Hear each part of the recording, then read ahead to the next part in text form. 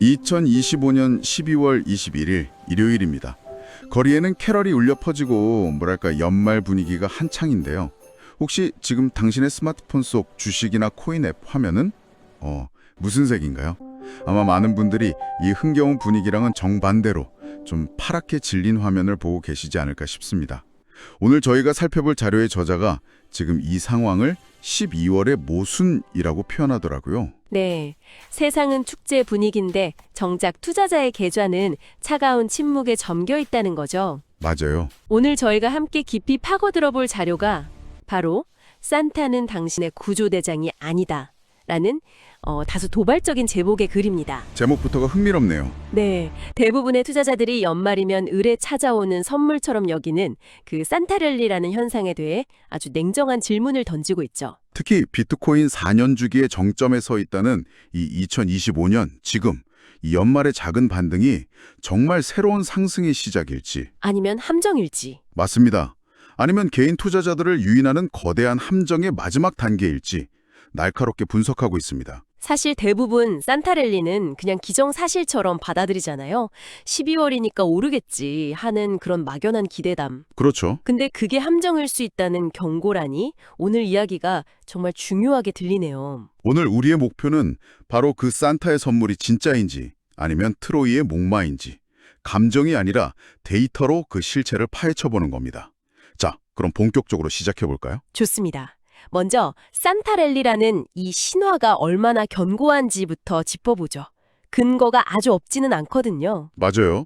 저도 찾아봤는데 S&P 500 지수를 보면 지난 70년간 12월 마지막 5거래일과 1월 첫 2거래일 동안 상승할 확률이 무려 78%라고요. 네, 78%. 이 정도면 거의 과학의 영역 아닌가요? 바로 그 지점이 통계가 만들어내는 가장 교묘한 함정입니다. 함정이요? 78%라는 확률, 굉장히 높아 보이죠? 하지만 그 이면을 들여다보면 이야기가 완전히 달라집니다. 이 기간 동안의 평균 상승률은 고작 1.3%에 불과합니다. 네, 잠시만요. 1.3%요? 네, 1.3%입니다. 아니 78번이나 이겼는데 이겨봤자 1.3% 먹었다는 거잖아요, 평균적으로. 정확합니다. 와, 78%라는 숫자만 보고 다들 열광했던 건데 이건 거의 희망 고문에 가까운데요. 맞습니다. 이건 우리가 기대하는 그런 인생 역전의 폭발적인 상승이 전혀 아니라는 거죠. 자료에서는 이 현상을 기관 투자자들이 연말 보고서, 그러니까 장부를 좀 예쁘게 마감하려고 주가를 인위적으로 살짝 관리하는. 아, 윈도우 드레싱. 네, 윈도우 드레싱에 가깝다고 분석합니다. 연말 보너스를 잘 받기 위한 일종의 분식회계 같은 거죠. 아, 투자자를 위한 선물이 아니라 기관들이 자기들 성과표 꿈이라고 하는 거였더니 좀 배신감이 드네요. 그럼 변동성이 훨씬 큰 비트코인 시장은 어떤가요? 거기는 정말 산타가 좀 화끈하게 오지 않았었나요? 2017년 연말은 정말 뜨거웠던 걸로 기억하는데. 바로 그 기억이 우리가 산타랠리라는 환상에 빠지게 된 가장 큰 이유일 겁니다. 그렇죠. 하지만 데이터는 정반대의 사실을 보여줍니다. 2017년 12월 17일 비트코인이 당시 사상 최고점을 찍거든요. 네. 그리고 정확히 크리스마스를 기점으로 끔찍한 대폭락이 시작됐죠. 아, 정말요? 산타가 선물을 준 게 아니라 모든 걸 앗아간 겁니다. 이 자료에서 저자는 그래서 산타가 아니라 저승사자가 왔다고까지 표현하더라고요. 정말 이상하네요. 보통 연말이면 보너스도 받고 해서 돈이 시장으로 더 들어올 것 같은데 왜 실제로는 이런 미미한 상승이나 심지어 폭락이 나타나는 걸까요? 아주 핵심적인 질문입니다. 이 현상을 설명하는 두 가지 중요한 이유가 있습니다. 첫 번째는 세금 회피성 매도의 종료입니다. 세금 회피성 매도요? 네, 미국에서는 주식 투자로 손실이 나면 그 손실금만큼 다른 소득에서 세금 감면을 받을 수 있거든요. 그래서 기관들이나 큰손들이 12월 중순까지 일부러 손실이 난 주식들을 처분해서 세금을 줄입니다. 아, 일부러 팔아서 손실을 확정시킨다는 거군요. 맞습니다. 그런데 이 매도 물량이 크리스마스 직전에 딱 멈추게 됩니다. 아, 늘 시장을 짓누르던 거대한 매도 압력이 갑자기 사라지는 거죠. 그러니까 아주 적은 매수세만 들어와도 주가가 쉽게 오르는 기술적 반등이 나타나는 겁니다. 기업 가치가 올라서가 아니라 그냥 파는 사람이 휴가를 갔기 때문에? 그렇죠. 일종의 착시 현상인 셈이죠. 두 번째 이유도 궁금하네요. 두 번째는 거래량 실종의 역설입니다. 월가의 주요 펀드 매니저들, 소위 시장의 어른들이 대부분 휴가를 떠나버립니다. 아, 시장에 전문가들이 없는 상태가 되는 거군요. 네, 거래량이 텅 비어버리니까 평소 같으면 티도 안 날 개인들의 연말 보너스 같은 작은 돈에도 시장이 평소보다 훨씬 크게 출렁이는 겁니다. 자료에서는 이걸 얇은 얼음 위에서 춤추는 것과 같다고 비유합니다. 언제 깨질지 모르는 아주 위험한 상황이라는 거죠. 듣고 보니 2021년에 그 자영업 하시던 박 사장님 일기 내용이 떠오르네요. 커뮤니티에서 화제가 됐었잖아요. 아, 네네, 기억납니다. 뉴스는 온통 산타랠리 이야기다. 가게 보증금 3천만 원을 빼서 비트코인에 넣었다. 우리 애들 크리스마스 선물은 이걸로 불려서 사주면 된다. 근데 결과는 결국 반토막 난 계좌와 후회뿐이었죠. 그 이야기가 정말 안타까운 게 박 사장님 같은 분들이 바로 그 거래량 실종의 희생양이 되기 가장 쉽다는 겁니다. 시장에 전문가들이 없는 틈을 타서 소수의 작전 세력이 적은 돈으로 가격을 급등시키면 분위기에 휩쓸린 개인 투자자들이 그 최고점에 물리게 되는 전형적인 패턴이네요. 네, 전형적인 패턴이죠. 실제로 2025년 올해 12월 데이터 분석을 보면 굉장히 흥미로운 지점이 있어요. 구글 트렌드에서 비트코인 매수 검색량은 줄어들고 있는데 반대로 스테이블 코인, 그러니까 현금성 코인인 USDT의 거래소 유입량은 늘고 있다는 겁니다. 그건 뭘 의미하는 거죠? 좀 반대되는 신호 같은데? 개인 투자자들의 관심은 식어가는데 소위 고래라고 불리는 큰손들은 오히려 현금을 조용히 장전하고 있다는 신호로 해석될 수 있습니다. 어쩌면 그들은 이 연말 분위기를 이용해서 가격을 한 번 더 인위적으로 띄운 다음에 개인들에게 물량을 넘기는 마지막 설거지. 네, 그 타이밍을 재고 있는지도 모릅니다. 아, 그러니까 이 연말의 작은 움직임들은 사실상 큰 손들이 휴가를 가서 생기는 착시 현상에 가깝다. 그럼 이 작은 파도가 아니라 말씀하신 그 거대한 4년 주기라는 파도 속에서 지금 우리가 어디쯤 와 있는 건지 봐야겠네요. 그게 더 중요할 것 같습니다. 맞습니다. 이제 시야를 넓혀서 거시적인 관점으로 들어가 보죠. 비트코인은 아시다시피 정말 소름 돋는 4년 주기를 보여왔습니다. 2013년, 2017년, 2021년, 그리고 우리가 지금 있는 2025년까지요. 네. 이건 비트코인 채굴 보상이 절반으로 줄어드는 반감기 이후 12개월에서 18개월 뒤에 사이클의 최고점이 온다는 이론에 근거하는데요. 2024년 4월 반감기로부터 정확히 18개월이 되는 시점이 바로 지금 2025년 10월에서 12월 사이입니다. 정말 딱 들어맞네요. 그리고 실제로 지난 10월에 비트코인이 12만 달러라는 사상 최고치를 찍었고 11월에는 곧바로 25%나 급락했죠. 네. 그리고 지금 12월에 우리는 아주 중요한 갈림길에 서 있는 거군요. 네. 자료에서는 현재 상황을 두고 두 가지 시나리오를 제시합니다.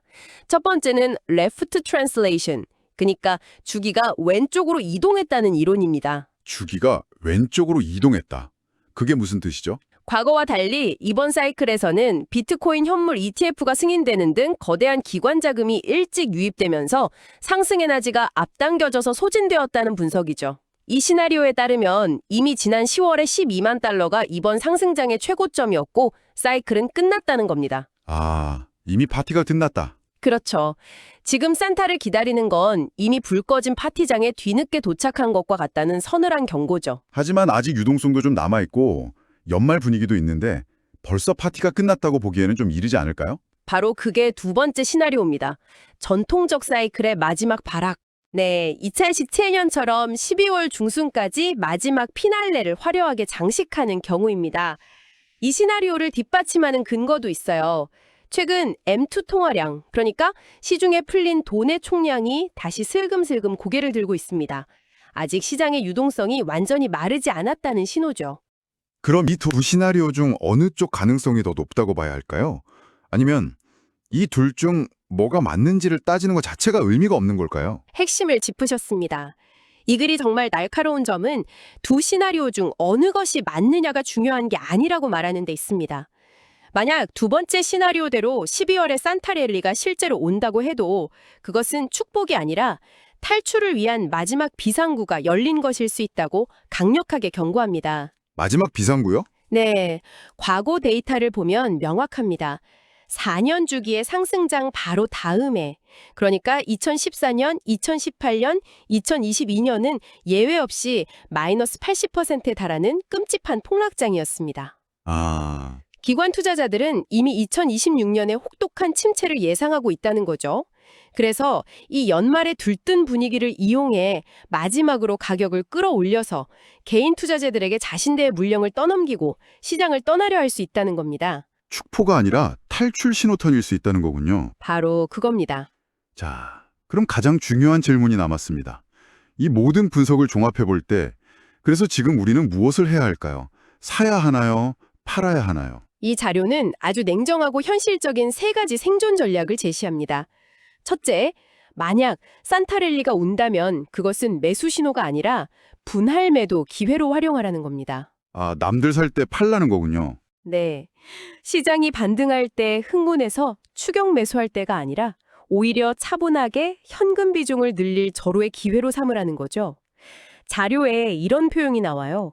옆자리 김대리가 코인으로 연말 보너스 두둑이 벌었다고 자랑할 때가 바로 당신이 조용히 매도 버튼을 눌러야 할 때다. 와, 정말 인상적이네요. 군중 심리와 반대로 가라. 그럼 두 번째 전략은 뭔가요? 둘째, 달력의 날짜가 아닌 돈의 흐름, 즉 유동성을 믿으라고 조언합니다. 아, 감이 아니라 데이터를 보라는 거군요. 맞습니다.